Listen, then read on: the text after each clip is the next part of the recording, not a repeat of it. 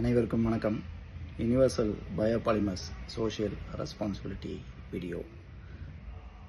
நம்மளுடைய government schools எதனால் strength கம்மியாக இருக்குது, எதனால் ப்ரைவேட் ஸ்கூல்ஸ் ஸ்ட்ரென்த் அதிகமாக இருக்குது யோசித்து பார்த்தா, கவர்மெண்ட் ஸ்கூல்ஸோட ப்ரைவேட் ஸ்கூல்ஸில் சேலரி கம்மி தான்.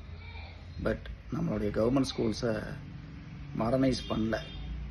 ரொம்ப வருஷமாக பழைய கல்வி முறையே கண்டினியூ ஆகிட்டு இருக்குது. தொழிற்கல்வி இன்னைக்கு ட்ரெண்டிங் விஷயங்கள், ஏஐ டெக்னாலஜி, ரோபோட்டிக் சயின்ஸ், தொழிற்கல்வி, அந்த குழந்தைங்களுடைய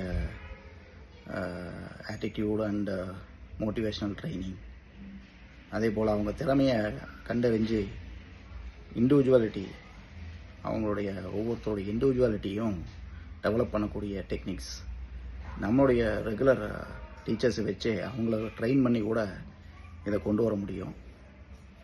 அதற்கான முயற்சிகள் எடுத்தால் கவர்மெண்ட் ஸ்கூல்ஸினுடைய ஸ்ட்ரென்த் இன்க்ரீஸ் ஆகிறதுக்கான வாய்ப்புகள் இருக்குது.